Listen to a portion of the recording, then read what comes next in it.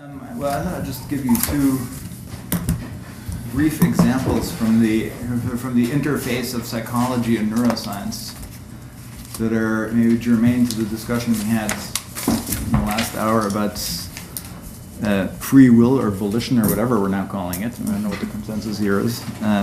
And conscious experience. And one is just to point out something from brain science and psychology about the Libet studies, which get a lot of airtime. And there's this relationship between when something happens in your head and your ostensibly conscious perception of that. Those experiments, well, when we think about them or talk about them informally, or I guess makes the presupposition that there is an arrow of time. And there is an arrow of time.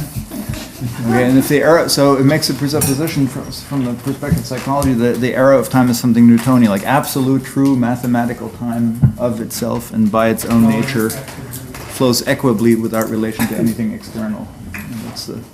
And we also assume as a presupposition that behavior cannot be unpaused. And so we make we assume that the local temporal order of events matters. I think we can probably agree on that. But it turns out that depends on what local is. Right? So local it doesn't follow from something like the Newtonian arrow of time. So from a brain science and a psychology point of view, time just isn't like that. So it's more like a string of beads or a series of little temporal islands. And those little islands have a certain size. And so for instance, one size for which we have really a huge amount of evidence in experimental research is on the order of a quarter of a second or something like that. So there is an arrow overall, but that arrow is actually a series of little chunks, and the chunk size is pretty coarse. It's coarse-grained, and it turns out that within that chunk you don't actually have to respect the order. Things get even worse. An example I was just telling. So there's a big let's say a big a chain of pearls where the pearls are really fat and big, and let's say a quarter of a second big. There's another chain that you're wearing where the pearls are really rather small, let's say on the order of 50 milliseconds or something like that.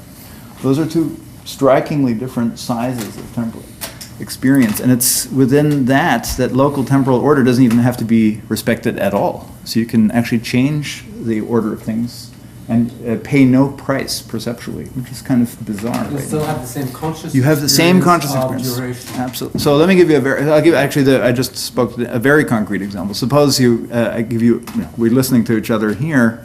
I take the sentence, I record it, and I chop it up. I just take the file. You can do it actually right now on your laptops. I chop up the file, and I take each slice and I flip it backwards. Right? So if I take the whole sentence and I flip it backwards, it's like, and you couldn't understand anything. So as you make the slices smaller and smaller, there is a slice size at which you pay no perceptual price, and your judgments are the same. And that turns out to be roughly 60 milliseconds or something like that. That's pretty interesting. Right? So now at the coarse grain scale, the arrow of time is going in the predicted direction that we need, otherwise I think we're really screwed. But at the local scale, it's actually something quite different is happening from the perspective of the perceptual apparatus and the neurophysiological foundations of how you do that. So there are these. So that sort of undermines the most straightforward interpretations of the Libet experiment too, because you actually chunk things into much coarser grain before as you attribute to conscious experience. It doesn't undermine the claim that we should be very doubtful about the confident assertions that we make on the basis of conscious introspection. In fact, it reinforces it. That's fine. No objection.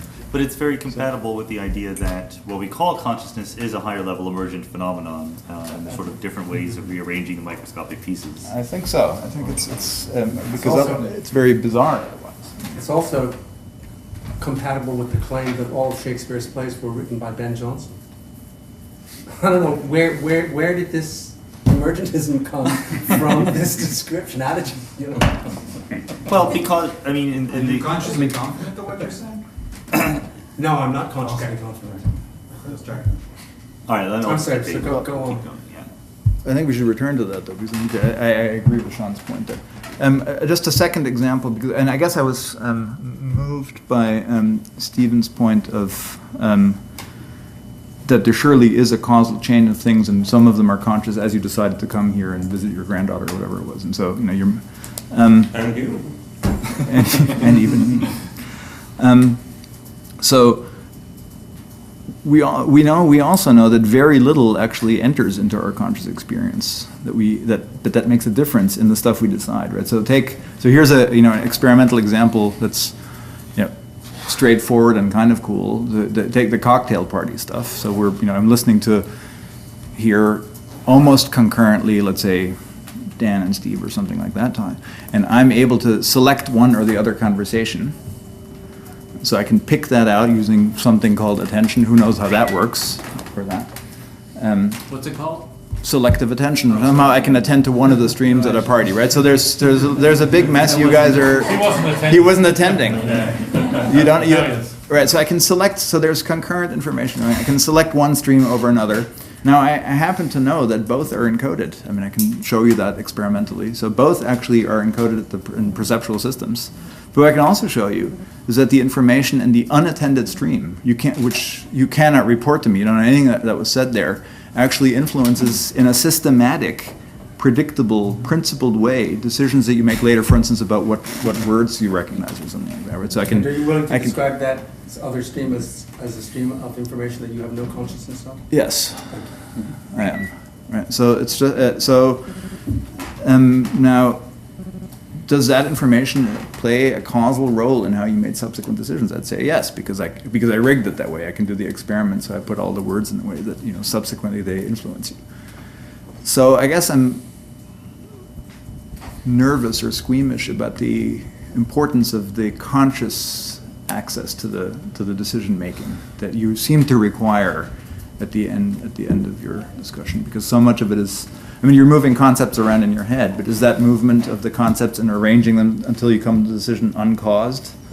Presumably not. I mean, I'm more incompatibilist in that sense. I think I know what Alex was getting at with the Ben Jonson comment, and maybe I now have the response. So when I said in response to David that it's compatible with this emergent idea, what I guess was implicitly saying is it's obvious that that doesn't seem compatible with the idea that consciousness is fundamental.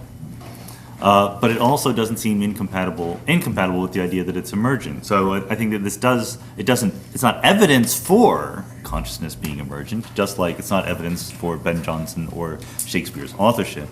But it does help weigh if those two options are what you're considering, I think that it pushes the balance down a little bit. If there's the third option you're considering, that we shouldn't just be talking about consciousness at all, then sure, everything David is saying. We certainly can't do that, and the experiment that Dan just gave us is profound evidence that we cannot ignore consciousness at all. It definitely sometimes has a causal role.